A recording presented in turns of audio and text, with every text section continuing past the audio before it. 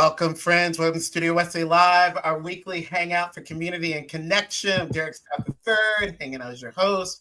And we're going to have a really, really great night with really great panels. So excited that everybody's here. It's going to be so good. So I'm going to invite folks to say hello, tell us where they're coming from, like literally, where are you tonight? And please tell us, based on things happening in the world right now, what is your perfect temperature? I'll go last on that. So Sam, what is your perfect temperature? And hello, Sam, it's good to see you. Where are you coming from tonight? Hey, Derek. Thank you guys for letting me on this episode. I'm still in Washington, D.C. for one last night at American University. I will be leaving tomorrow on a flight at 6 p.m. It's not Delta, Derek. I'm very, very sorry. I hate to break it to you in the very beginning of the podcast. But my perfect temperature, right now, it's very cold in D.C. And I want it a little bit warmer. So, like, give me a nice 45. Like, still cold. There's still some wind, but it's not like feels like 8, which is what it got to today at one point. That is the I don't want to go outside anymore. But 45 I can deal with. 45 I can still go on a walk and be outside in the world. Okay, your perfect temperature made up for you not flying on Delta. Let's be okay. I'll take that. A win and a loss early Sarah, on. I'm so glad we're here. It's gonna be really fun to have you on live tonight. Natalie, it's our first time. I'm so excited to be here. My perfect temperature would be like 60 degrees sunny, not cloudy. It needs to be sunny, but like 60 degrees. At the beach, especially, love a cold, sunny beach day. Beautiful. Natalie. And Natalie, where are you joining us from tonight? Yeah. I'm joining from my room in St. Cloud, Florida. So glad you're here, Natalie. So glad. Grace, the ever good. It is good to see you, isn't it? Grace the good. Yes, let us be grateful. I am joining us from the place that I'm usually joining from. It's darker now, so you can't tell. So it's kind of a mystery. I could tell you I'm coming from anywhere, but I'm in my apartment in Atlanta. And you can tell I've been in Atlanta for a while because I dropped the second T. So I'm in Atlanta. Right now it's 32 and it feels like 17. And here's the thing is I love a lot of different types of weather. I don't want to be, I just love all of it. My thing is I'm from Florida. I like being able to wear like minimal clothing in hot weather. I think like that's a great like there's something about just like sweating everything out on the beach, like a really hot beach day, with the breeze. But then here's the thing. No, don't shake your heads at me. Don't shake your heads at me. Chat, get on them. I get it. Do my bidding. I think that I prefer the cold.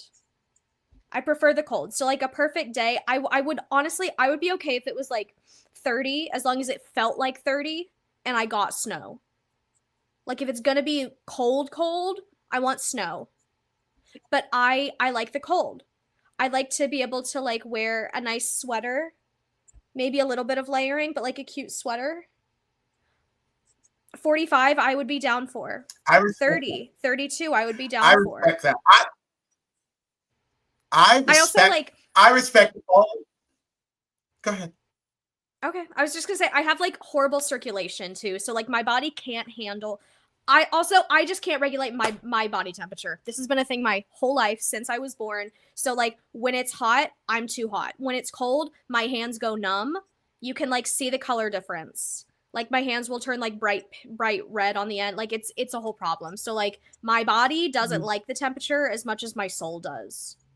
So that's also feeding into my response. I just wanted you to know it's an informed response, Derek. The difference between the physical temperature and the soul temperature is an interesting place to bring this. That would be a different question altogether. Like, what is your perfect soul temperature? I should have clarified. That's what I should have done. It's a problem of the person. I figured you were asking the soul temperature question. Clearly, that's what I should. That's what I should have. I was like your soul temperature versus your homeostasis. I have a different soul temperature. What is your soul temperature? Perfect soul temperature, Natalie? is 70 degrees, 70 degrees sunny. Here's the thing. I have an issue where my heart rate's really high. So I'm always sweating. It can be 40 degrees outside and I'll be sweating. That's like actually kind of where I stop sweating. And so I want it to be cold because I'll be warm. I can be in like a tank top in 40 degrees. So I need it there. But my soul temperature is 70. I first moved out. Go ahead. I first moved out to DC 3 years ago, and freshman year, hitting an actual winter for the first time was the first time I think my body temperature and my soul temperature lined up. Because I was like, wait, this is weather where you can wear a sweater all the time, and like you're supposed to layer. And that my friend group and I would wear like leather jackets to school in Florida, just because like we liked the look of it and we wanted to layer, but we never got to until I came here. Wow. Y'all, I just appreciate all of these responses, and especially the responses of folks hanging out in the comments. Like, it's good to see Allison, by the way, even though I can't actually see her. Like, I know she's there. She can see me, and I guess it's good to see me, Allison, maybe, sort of. I don't know. But it's good to see Allison as well as Taylor and Astrid, and they've been making comments in the comments, which we're really grateful for. I'll just say that, and some people might be surprised by what I'm about to say. My perfect temperature out in the world is 65 degrees. I think some people might, the look on Sam's face when 65 came out of Derek, who complains about anything above 50, is saying 65 is his favorite. Well, I actually complain about anything above 70. Anything above 70 is where the complaining starts for me. Yeah, Taylor, Sam's face when 65 came out of my mouth. My God, today. All right. Well, we got Atlanta, we got St. Cloud, we got DC, we got Jacksonville, Florida, where it's ridiculously hot to the point of like just wanting to move to Nova Scotia. So with that, we're going to go straight to highlights of the week. Let's go.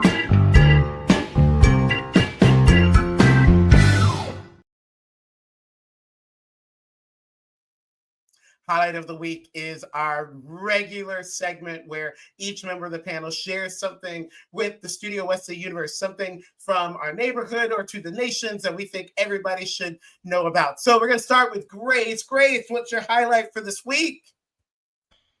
Thank you for asking, Derek. I do this mostly with Sam. I love the play of like, we know how these things are scheduled and how like this show is gonna go, but like what if I said no? Like what if you just like didn't ask me about my highlight? What if I said I didn't want to pray? Like what if I chose to like do a different scripture during Annex? Like what if, you know? But my highlight of the week, I've let y'all in on this, like, I could say nerdy side, but actually I think it's just like the textbook autism side of me, where I love like video games and like horror and like all this stuff that don't fit with my, I'm a Glinda, but I'm also like, I don't know who else, but I love a bunch of things that people might not think about me. One of those things being Five Nights at Freddy's. I could tell you all of the lore of Five Nights at Freddy's.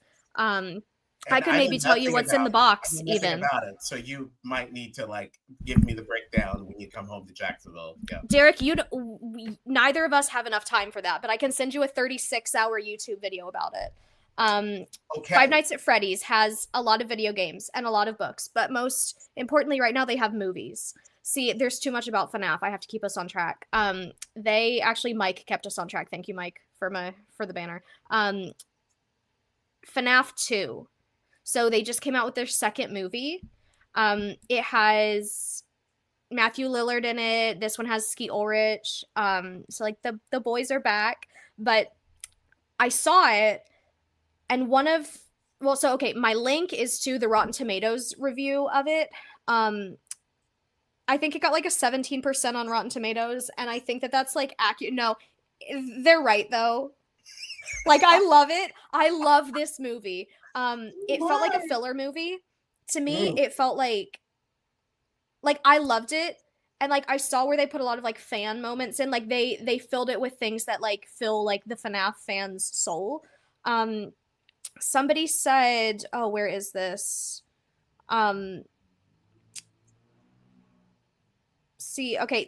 It's less of a movie and more of a series of fan service moments, Easter eggs, and teasers of the overarching game lore held together by baffling plot choices. That's one of the quotes in the article, but I loved it. There were a lot of really great things, but I was like they teased like Matthew Lillard and Skeet Ulrich together. We don't actually see them like together that much. And then like I could say more, and I will say more if I see any of you ever off of this live stream. This is all I will talk about, but I love it. I dressed up. I like Disney bounded Freddy Fazbear, so I had like a really beautiful brown suit and red eyeshadow and wonderful things. But I saw Five Nights at Freddy's 2, and I lived to tell the tale. Wow. I saw FNAF, and all I got was this. And then they were sold out. I wanted to get the popcorn bucket. The popcorn bucket looks so good. Okay, I have a question. Yes. Related to your highlight, Grace, which Grace's highlight is in the comments, and then Allison's going to magically make all of the highlights appear in our Instagram feed tomorrow. So thank you as always, Allison. Thank you. It's this movie. This is a movie, right? Okay, just making sure, because sometimes I'm venturing into these things and I think one thing and y'all like, Derek, it's this, not that. Okay, so it's a movie. Is this a comedy or horror or like what is it? It's technically horror. It's made by Blumhouse. Okay. Also, the people who did the animatronics, Jim Henson Company did the animatronics, so they're like the best animatronics. They're so good. When we're talking about Freddy's, is this like Freddy Krueger? No, this is Freddy Fazbear. Freddy Fazbear's Pizzeria. Derek, I'm gonna send you a lot of videos, and I'm gonna add it to the notion that I made of media that Derek needs to consume. I don't know if I'm gonna see this movie. New series, Derek plays all of Five Nights at Freddy's. Ooh! We make a lot of money, folks. I would be sad. We gotta raise a lot of money at the end of this year for me to do that kind of thing. Bishop Tomberlin, make it happen. That's why Allison's the favorite. 17%. Grace, thank you for the highlight. I think that there is some value. There's some value in this movie that we need to at least be aware of. And so there's like 17% worth of value in that movie. It's good. And you know what? I loved it. It's not the best like movie, but it's good. Like we can talk more later about it. It's got a following. I mean, yes, I did say that. You can quote me. All right, Grace, thank you so much. All right, Natalie, what's your highlight this week? Thank you so much for asking. I will also answer, just like that's the theme for the night, is answering the question. My highlight is actually, it's like an app / website. It's called StoryGraph. It's the StoryGraph. And it's sort of like Goodreads, but it's better because it's not Amazon. It's like woman owned. So you're basically supporting a small business.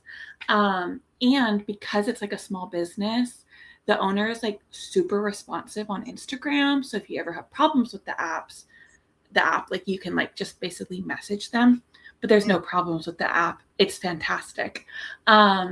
Because I don't like math, but I like graphs, and it graphs and categorizes all of your reading.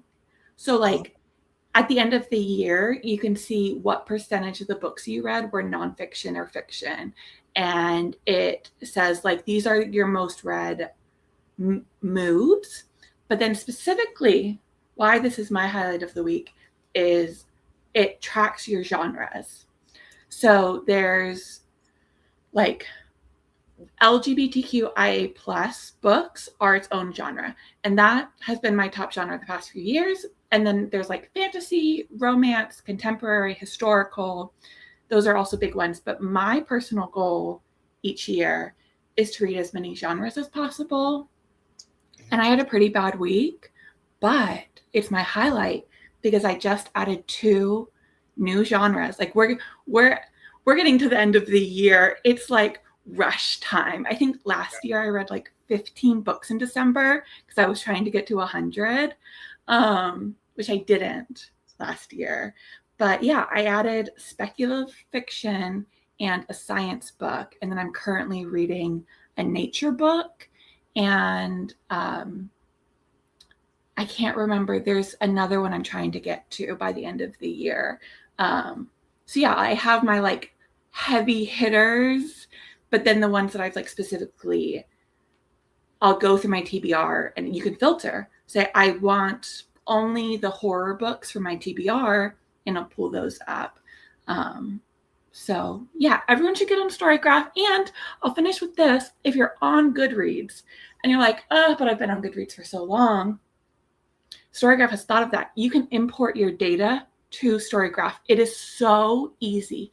It's like part of the development is to import your data. They have it in place and you can add friends. You can see what your friends are reading. So everyone should be on StoryGraph. Okay, Natalie, here is my question. This is very helpful for folks watching, and I think it's going to be helpful for folks who will see the Instagram post as well. Here's my question. Does it graph audiobooks? Yes. And hold on. Let me just, it graphs. So when you start a book, you click which edition you're reading. So you're either reading like a physical copy, a digital copy, or an audiobook. And then at the end of the year, it actually shows you the percentage. Oh, that's not going to work. Oh, okay. Trust me, it shows you the percentage. So 43. It has been 44 for several weeks now. Wow. But 43% of my books this year were audio. So I listened to 5, and it tells me how many hours I listened to. And then I read 35% were digital, 22% were print. And it also graphs each month. Oh my gosh. I really wish I could show you guys my phone screen. But you're giving turn your brightness down a little, it might work. Okay, okay. Yeah. Graph, this is the graph of each book. Like, so August was my huge month. I read Natalie 16 books. And so it like graphs. It's, you guys, everyone should be on it. Natalie, everyone should add me on it. We can all like go ahead. I was gonna say we can just all add each other and then you get to see what each other's reading. Natalie, they should pay you because you literally like I need to, as soon as we're done, I'm going to drive over to a friend's house and give them a hug, and then I'm going to download this app. Like that's literally what I'm going to do. And then I'm going to go work out. But I wish I did have a link. I wish I was getting something for this, but hashtag not an ad. I just, and you know, Derek, you're not the first person who's told me that I'm really good and that people should be paying me for advertising. You just got so StoryGraph. give me a sponsor. Beautiful. Natalie, I'm so glad. Such a great inaugural highlight to share. Like, so great. So glad you're here. All right, Sam, would you share a highlight for this week? See, what if I also don't? Because like I get thrown around when I'm the host, and I could just start doing like an annex text right now. I could just throw it entirely aside. I could be the agent of chaos on this episode. I'm ready. I'm not an amateur in hosting. You're prepared. I'm prepared if somebody says no to me. So no, I will go ahead with my highlight. The trailer for the new. No. Huh? Sam does a what now? My highlight of the week is that the Supergirl trailer just dropped from James Gunn's new DC universe. And before I start, I'm going to do a less formal advertisement to Derek. Because Derek, have you seen Superman yet? Yes. Okay. Sam, I got him to watch Superman a few weeks ago. This is the greatest moment of my life. I said... It was Natalie. What's your secret? And Sam. And Annalise. Those three people were like... I've been putting it out there for months that you should do it. I'm glad you were convinced, because I was going to say, if you haven't already, you have to see Superman. It is my favorite movie of the year. But also, you have to watch the Supergirl trailer. It is based off of the Woman of Tomorrow graphic novel, which is an 8-part miniseries. I own it. I love that miniseries. It is genuinely, I read a lot of comics. It is one of my favorite comics I've ever read. It was the first Supergirl comic I picked up. It's beautiful. It's a dissection of like grief and trauma and like what it means to keep existing. It's beautiful. I could write a whole thing about it, but the trailer looks very faithful to that original storyline. They're really going into it. Derek, Millie Alcock is in it from House of the Dragon, who I know you love. And it's coming out in June 2026. I'm going to have a front row seat because I love everything that's happening with the DC universe so far. Again, Superman was my favorite movie of the year, which is a hard thing because a lot of good movies came out this year. And I'm so excited. I've watched this trailer like 3 or 4 times already. Okay. Because of how compelling not only your highlight has been, as well as its connection to the suggestion that I watched Superman, which I did watch. I watched it on the flight to Portland a few weeks ago. And what did you think? I was, what's the word? I was intrigued. I felt a little lost at first because I was like, why are they not giving me more Superman backstory? Do we not just know and then I asked the question, like, is this the second or third one in the series? And everyone's like, no. And like, then why didn't they give me more? History guy right here. So, so all of these things combined, and I'm sure that when Annalise hears what I've got to say, she will be in the same conversation with Natalie and Sam. I am going to put a challenge to the Studio Wesley universe about me seeing Supergirl opening night. But it's gonna be sent to Studio Wesley universe. So I'm not gonna do it here on live because I'm not ready to go there. It's just gonna be inside the universe. And when the universe hears about it, the universe is gonna have to mobilize. If the universe mobilizes, I will see Supergirl. But literally the Thursday that it's supposed to come out, the Thursday before the Friday. You can put that down as a promise. It's a promise with an asterisk because I am going to put a challenge to the Studio Wesley universe first. Okay. So Sam, thank you. You have inspired me. Yes, I promise with an asterisk. Most of my promises are asterisk though. Beautiful. Okay. So thank you, Sam and Natalie and Grace, for those highlights. I will share my highlights for this week, which if you're worried, like, gosh, the live is going a little bit long tonight. Is somebody doing announcements tonight, by the way? Is somebody designated to do announcements? Grace will do the announcement. Because of Grace's announcement, I feel okay with where we are with the timing. Okay, Derek's highlight. Derek's highlight is another movie, and the movie is called... oh gosh, Wake Up Dead Man. Thank you. I literally forgot it. But because partly I'm in the middle of it. Wake Up Dead Man is the third film in the Knives Out series. And I am finding myself loving both the series and this like new contemporary take on mystery. I really do love it, and I'm super stoked. I'm literally in the middle of this movie right now. It's got a religious theme, religious setting, and obviously it's the mystery of it all. And there's like diversity of opinions and beliefs inside the movie, and it just feels like everybody's there. I have to say though, I do wonder. Because it's like a small church. That's the setting. I'm not spoiling anything, but it did make me wonder if one day I got murdered, if like a detective would have to go to my church. I have not spoiled anything, friends. I have not spoiled anything. And don't worry, I'm not getting murdered anytime soon. I have lots of work to do. So all will be well. But I do want to suggest this movie. Partly because it had like this limited theatrical release that I didn't get to catch, and I actually felt a little bit like left out. And I don't normally get FOMO, but I got a little FOMO because I had these friends posting on Instagram saying, this was such a good movie. Everyone needs to go see this movie. It was so deep. And I was like, oh.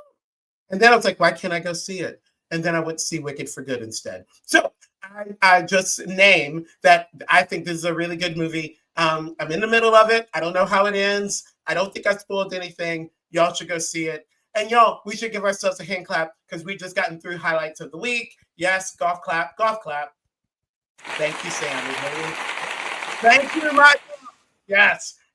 Really, really great. So, Grace, I think you've got an announcement for us tonight.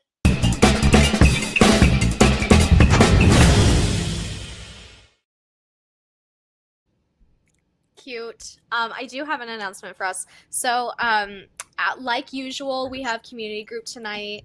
It's right after this, so maybe, inshallah, it'll be at 6:40. No, it's not. I'm so wrong then. No, I'm we don't so have wrong. community group tonight. That was the reason why I'm not upset about the timing, because we don't have community group. And that's why we're live. Then we don't have community group tonight. My bad. Guys, I lied. I'm sorry. No, it's all good. It wasn't malicious. It was probably my fault. I didn't even ask you before we got on the live. I didn't even know who was doing the announcement. So it's okay. Yeah. Well, I hate to break it to you guys. There's no community group tonight. No community group tonight. I know. We're getting into the holiday. Do you have a boo noise instead of applause? Do you have a boo or the screaming guy? Yeah, that's how we feel. I was not ready for the screaming guy. I was ready for the screaming guy. I was ready. I was like, somebody needs to have an emotional response to us not having community group tonight. I'll weep after this. From 6:45 to 7:45, I'll just take that time to weep. Missing community. I should get all the emotions. It'll be one long scream for me. Just like time of morning from 6:45 to 7 p.m. I'm just gonna sit in my garage and watch my cat scream at me that I'm actually available to spend time with him. Actually, I thought you were gonna drive to hug a friend and then go download. Yeah, you're gonna drive to hug a friend, and then you're gonna download an app, and then you're gonna work out. And then I think you said you're gonna watch Superman in there somewhere. I think maybe I added that one. Maybe you're gonna rewatch Superman. I'm going to drive. And then you're gonna learn the entirety of the FNAF lore. Try an Olipop. And finish Wake Up Dead Man. I don't know where the Olipop came from. I am going to finish Wake Up Dead Man. I am. That is a promise, and I will be keeping it tonight, okay? Even if the other things that I said I was going to do, I don't end up doing, because I'm not sure if my friend actually wants me to come over and give them a hug. I have not actually asked permission, and you should ask permission before you drive over to somebody's house to give them a hug. Let me just be clear, okay? Because that's what Superman would do. That's what... Okay, no, he friends. So would. And with the rest of our time tonight, we are going to go straight into Studio Wesley Cafe. Let's go.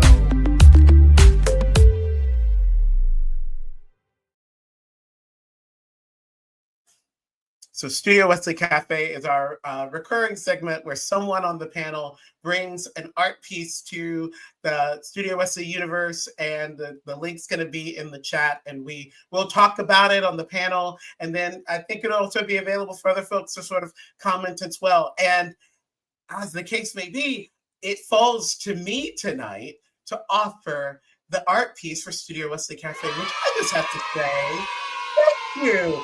It's rare that I get to do this. Usually we offer it to someone who's more, what's the word? Relevant. Online?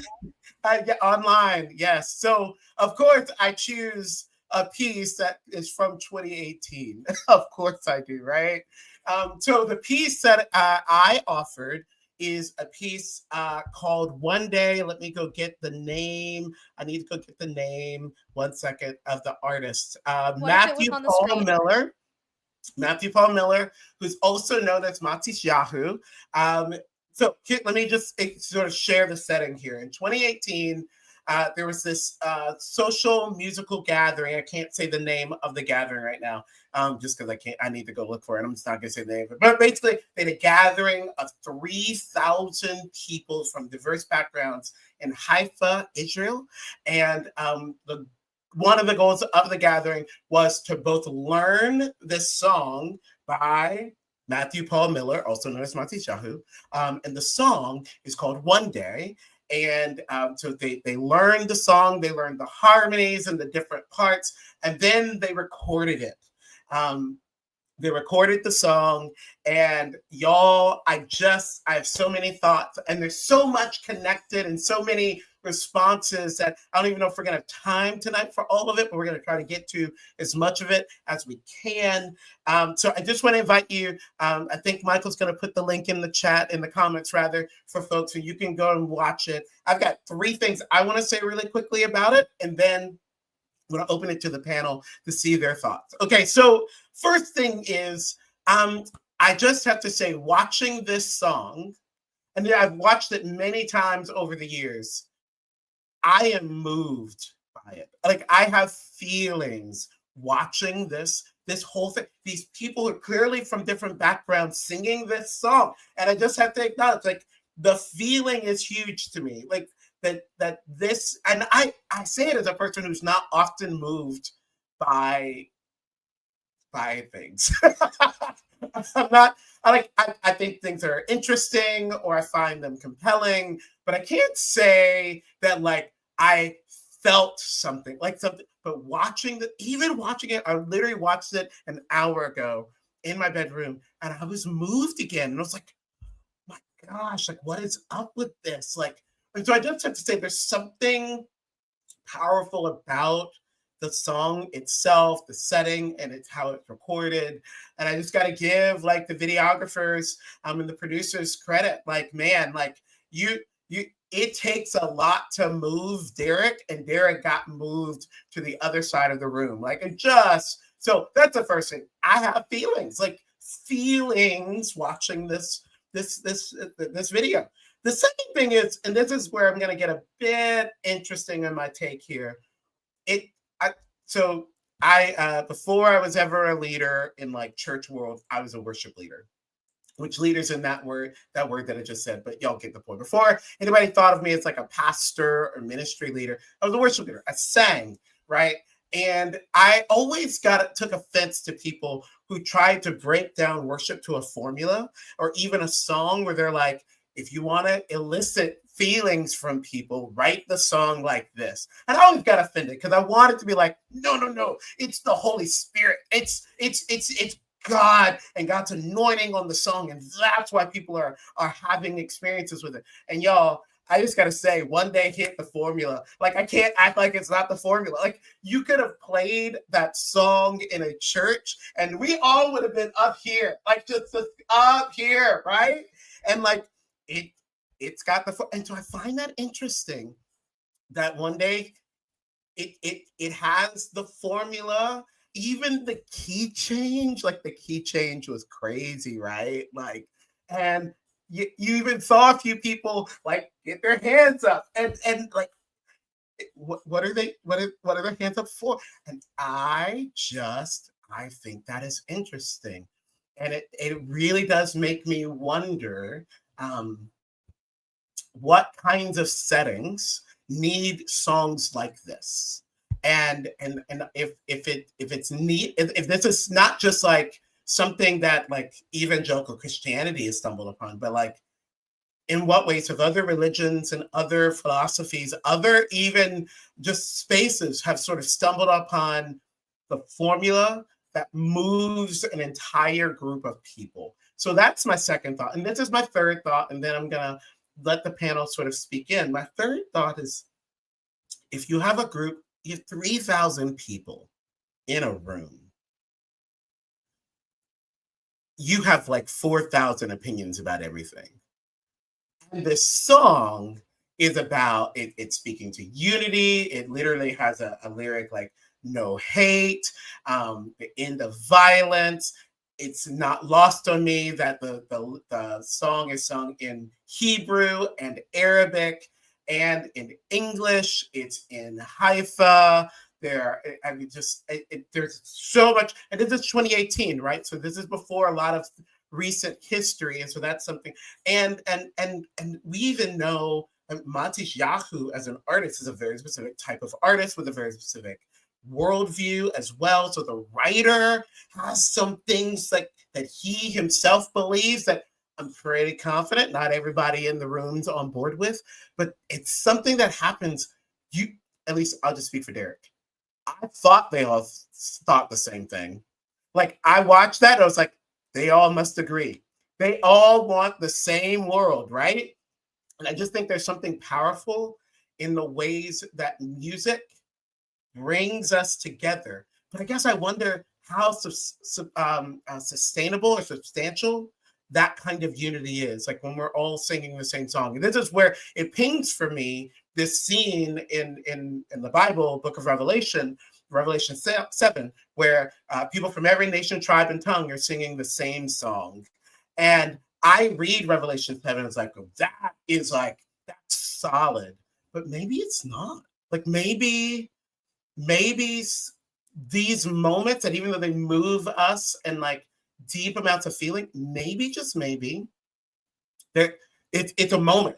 And it's a moment that matters, and maybe it's a moment that helps, but it's not I think I want to believe that these are moments that you can build upon, but maybe you can't. Because again, 3,000 people in the same room who we know are diverse, there's just not a lot of actual agreement when they walk out of the room. But in the room, at least the video made me think, these people all must want the same thing. So those are my 3 takeaways. But the bottom line is, y'all, Derek had some feels even today watching the song for the 19th time. So with that, I want to open the floor to my panel and see how they felt about this piece.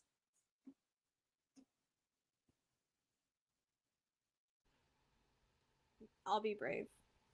Because I have something like kind of specific to say, and then I would love to hear Sam and Natalie's thoughts, because we were chatting about this before we started recording. I think it pissed me off that it moved me. It pissed me off because, like, and I'll use the most neutralized, politically appropriate phrasing that I can, but like, there is a juxtaposition of people singing these songs in such specific languages, and a knowledge that like it was recorded in 2018, and so on one hand, like, this was recorded before like the immediate things that we might think of, I guess, but also like upon deeper, like on a deeper dive, like we find that these things have been happening for a long time among those who speak the languages of that which are represented in the song.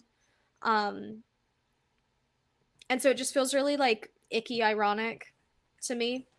And also the fact that like this is just some like I would love for these lyrics to be true. I would love for that. And then I was listening to it, and one of my friends called me in tears because she was having a hard time with what happened at, I believe, Brown University recently, because it reminded her of what happened when she was in Virginia when they had a shooting when she was on campus.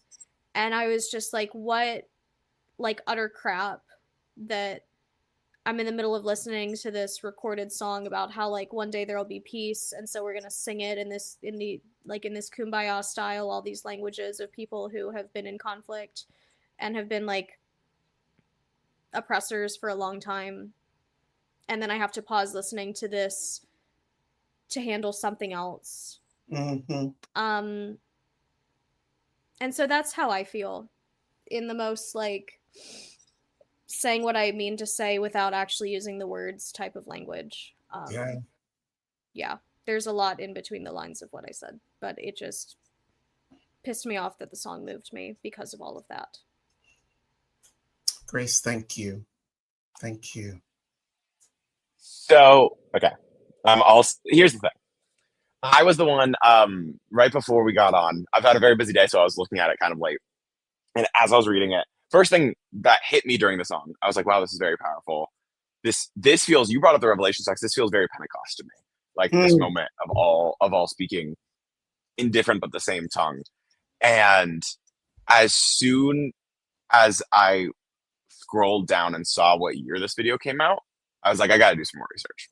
And research the artist and research some of his takes, because he has a lot of takes that I would disagree with on both a global politics scale, but also just like some of the information and disinformation around what's going on in the world. And that's where I want to put that part out there, that it's hard to have, there's an argument that I feel like we have to have a lot in 2025 of like the meaning of this art versus the artist themselves. And it happens in a lot of different contexts. Yeah.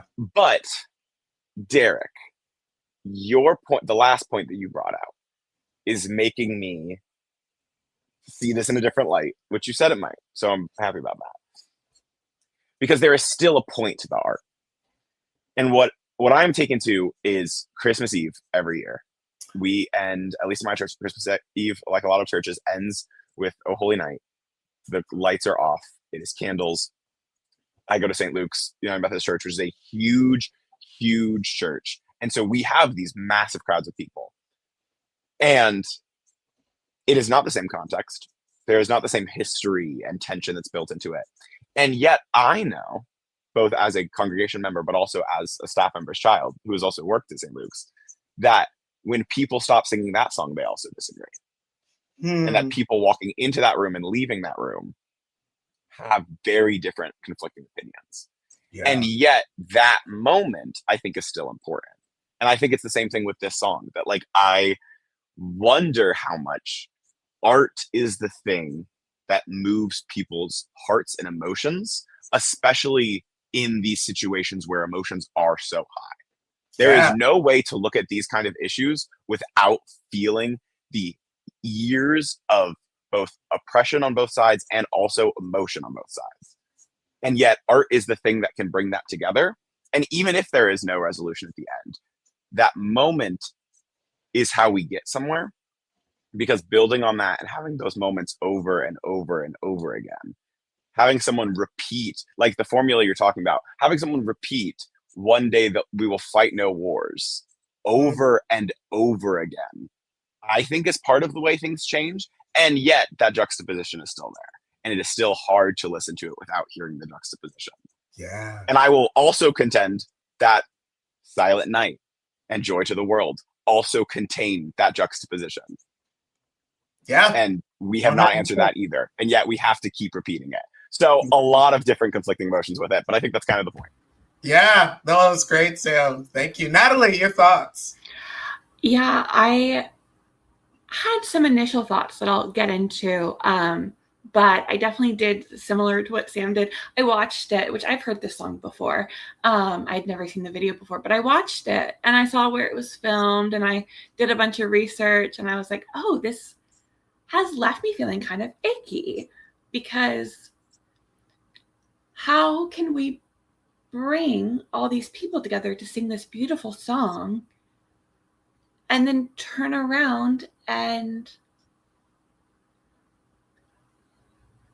endorse things that other people and hurt people? And so that was the icky thing that I think I'm still sitting with. And I actually I did a deep dive on this artist's Instagram. There's some things that I'm thinking about, but I will say my first initial reaction, as soon as they started singing the different languages, I'm a Disney adult, and at Epcot, the nighttime fireworks show, the last one, Harmonious, and now Luminous, they sing these classic Disney songs in different languages. And specifically Harmonious really got me, because they would play How Far I'll Go, which is from Moana, but there would be someone singing in a Polynesian language, or I believe it was A Whole New World. They sang in Arabic.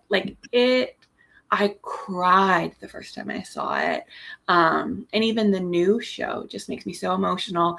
I have the acoustic version of that song on my worship playlist. If I need some worship music, I turn that on. Because if you listen to Luminous, the scaled back version, it's a worship song. Because Disney has that, whether it's a formula or what, Disney is the place where gather, and everyone's it's a crowd of people who have all decided to be together. And I know for a fact that there are people at Disney who I disagree with, because I've been sitting eating my little samosa and I hear some crazy thing next to me, politically, and I'm like, oh. But it really just brought me to that. And then also here's a little Disney lore for you. At the start of Epcot, when it got founded, when it opened, there's a fountain at the front of Epcot, and delegates from each of the countries in Epcot poured water into the fountain. And so it's like all mixed together. I told that to someone recently and they were like, yeah, but like, hasn't it all evaporated? And I was like, it's a symbol. It's a symbol. Yes, right? And so I was really just, I think, like taken back to watching the fireworks at Epcot, hearing that for the first time, and just the like unification that I think so often happens at church. I've been to Disney so much the past few years. It happens at Disney. You have a group of people who have decided to come together and who have decided to follow certain rules that aren't their normal things. So, yeah. All three of you, thank you for those comments. I mean, when I offered this piece, my first sort of, again, offering it was just about the feelings that it elicited, but also being aware, and I just want to name, the continued war in Gaza and the continued assault on Palestinian people. And I want to name today that we've gotten news out of Sydney, Australia, of a tragedy of several people who were killed at a celebration, a Jewish celebration to begin Hanukkah. Like all of this inhumanity, all of this violence, and the fact that to talk about it means that I have to have a political posture, like instead of just saying, no, lives have been lost. That full stop, like let's stop. Lives have been lost. And it does make me wonder, like, do we need more one day moments? But I'll just say that I'm nervous about that because it elicits so much feeling. I think we think that that's where the work is. Like when I feel this thing in that room with 3,000 people, I've done the work. And it's the same thing with Christmas Eve. Like at Christmas Eve with the candles, like people aren't going to have food just because we've got our candles lit. People aren't going to experience and hear about the love of Jesus just because our candles are lit. And women will not have their place in the life of the church just because the candles are lit, right? Like these are things that as a Christian, I feel very, very deeply about. The feeling is not where the work is, but I do think the feeling has a way of informing and catalyzing the work. And it's just a weird space to be in. So yeah, I really appreciate your comments. I do invite folks to check out the video, but also feel free to not feel like you don't have to like it necessarily. So we're going to take a couple of seconds of a slow break and then we'll come back to land this plane.